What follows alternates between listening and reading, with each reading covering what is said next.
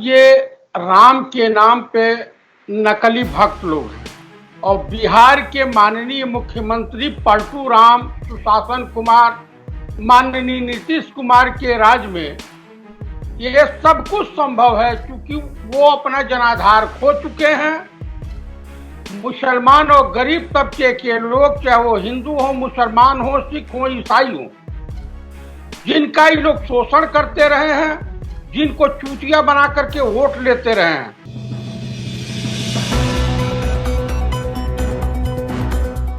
आदाब, नमस्कार, अस्सलाम वालेकुम नाज़रीन। पल पल न्यूज से मैं हूं आप लोगों के साथ नदीम अकरम।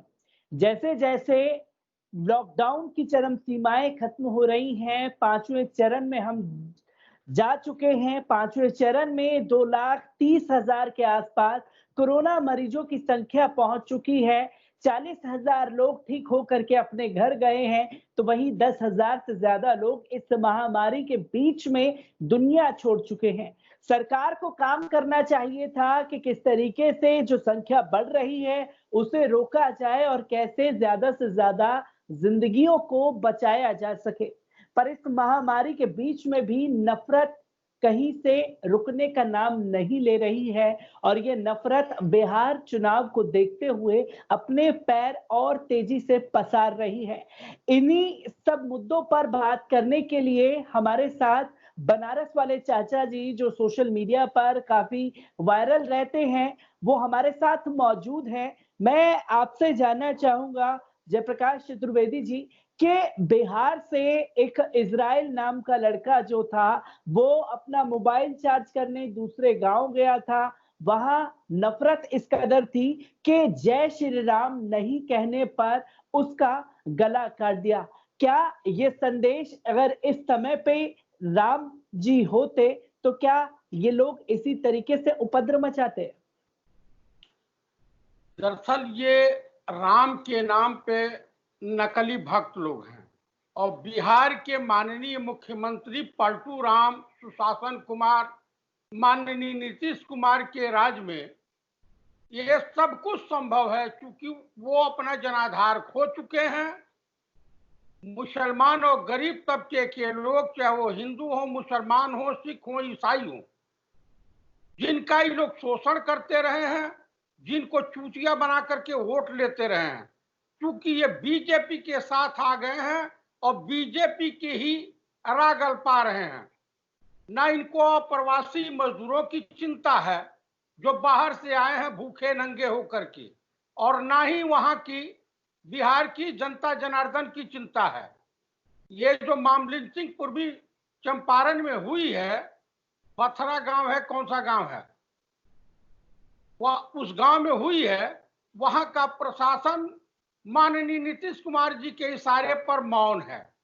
ये बताइए कि ये बजरंग दल, विश्व हिंदू परिषद और भाजपा के कार्यकर्ता इतने बेलगाम हो गए हैं कि बिहार में, बिहार प्रशासन की मौजूदगी में, नीतीश कुमार की हुकूमत में और इस तरफ से अल्पसंख्यकों पर कहर बरपाते रहेंगे। ये बड़े शर्म की बात है। रामविलास जी तमाशा देख रहे हैं जो दलितों के मसीहा बनते हैं, पासियों के सिरमौर बनते हैं। इकबाल साहब ने किसी जमाने में कहा था कि ना हम हिंदू बनेंगे ना मुसलमान बनेंगे, इंसान की औलाद है, इंसान बनेंगे। इस बेरहम भाजपा सरकार और संघी मानसिकता के लोगों से मैं पूछना चाहता हूं कि क्या तुम्हारे बेटी बेटियों के साथ इस तरह का बर्ताव अगर दूसरे लोग करते हैं तो क्या तुम्हें अच्छा लगेगा?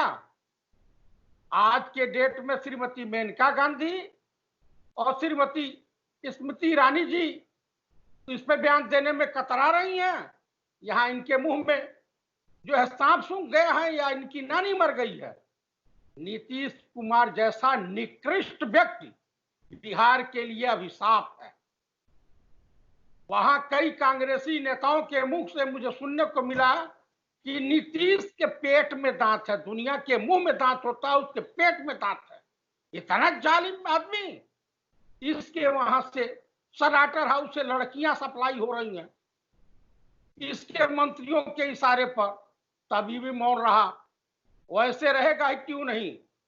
देश में का राजा जो है, देश का जो शासनाध्यक्ष है, अत्याचारी है, झूठा है, जुमलेबाज है। अभी बॉम्बे हाई कोर्ट ने सीधे सवाल किया कि पीएम केयर फंड का हिसाब दीजिए। तब तक एक हथौड़ी मर गई उस पर ही सब। उधर हिंदू मुस्लिम करने के चक्कर में केरल में लगे हुए हैं कि वहीं से आग, कहीं से भी हिंदू मुस्लिम आग भड़काने के अलावा इनके पास कोई साधन नहीं है, कोई रास्ता नहीं है। बिहारी चुनाव किसी भी कीमत पर हारने की स्थिति में पहुंच चुके हैं। तो ये सब घटनाएं तो बाबू घटेगी, ऐसा अत्याचार होगा। इंसान को अपनी इंसानियत नहीं भूलनी चाहिए। और जिन लोगों ने इस घटना को अंजाम दिया है, इस जघन्य अपराध को अंजाम दिया है, उनके खिलाफ मैं भारत सरकार से भी अनुरोध करता हूं और जो बिहार सरकार के मुखिया माननीय नीतीश कुमार जी के से भी अनुरोध करता हूं कि इस पे तत्काल लगाम लगाई जानी चाहिए और जो घायल व्यक्ति हैं उनको सुरक्षा प्रदान की जानी चाहिए और अल्पसंख्यकों की, दलितों की और बिहार में गरीब मजदूरों की सुरक्षित रखने की व्यवस्था करें, ताकि आताताई, आरएसएस वाले, बजरंग दल वाले और विश्व हिंदू परिषद वाले मिल करके इस बिहार को कहीं दंगा फसाद, दंगा प्रदेश में तब्दील न कर दें। और दंगा प्रदेश के रूप में, अपराध के रूप में तो बिहार पहले से ही मशहूर है, ये कोई नई बात नहीं है। लेकिन इस पे तत्काल मामलिंचिंग पे लगनी चाहिए। पालघर में 2 साधुओं की हत्या हो जाती है, हिंदुओं द्वारा हिंदू साधु की हत्या कर दी जाती है। उस वक्त पूरे जो साधु संतों का खून खौलने लगता था। आज किसी भी भाजपाई नेता को शर्म नहीं आ रही है बेशर्मों की तरह से बैठ करके। गिरिराज सिंह हुआ क्या कर रहा है वहां पे बैठ करके? सिर्फ इसके मुंह में बवासीर होती है। और जो है कांग्रेसी नेताओं को, राहुल गांधी, प्रियंका गांधी और सोनिया गांधी जी और सिंह के खिलाफ अनाप बयान देते रहता है। इस बेशरम को चुल्लू भर पानी में डूब के मर जाना चाहिए। ये हिंदू नहीं है, सब ये सब राक्षस हैं। जी, मैं यहाँ ये भी जानना चाहूंगा, जैसे आप मांग कर रहे हैं कि इन लोगों के खिलाफ कार्रवाई होनी चाहिए, उन्हें सुरक्षा दी जानी चाहिए, जिनके साथ में जुल्म और ज्यादती की इंतहा बढ़ चुकी है। जब इन्हीं के मंत्री जो हैं अपराधियों के साथ खड़े होते हैं और माला पहनाते हैं, मिठाई खिलाते हैं, तो क्या आपको लगता है कि ऐसे में उस बच्चे को इंसाफ मिलेगा? मुझे नीतीश कुमार से या भाजपाई मंत्रियों से ऐसी कोई उम्मीद नहीं है, ना ही रामविलास पासवान से कोई उम्मीद है।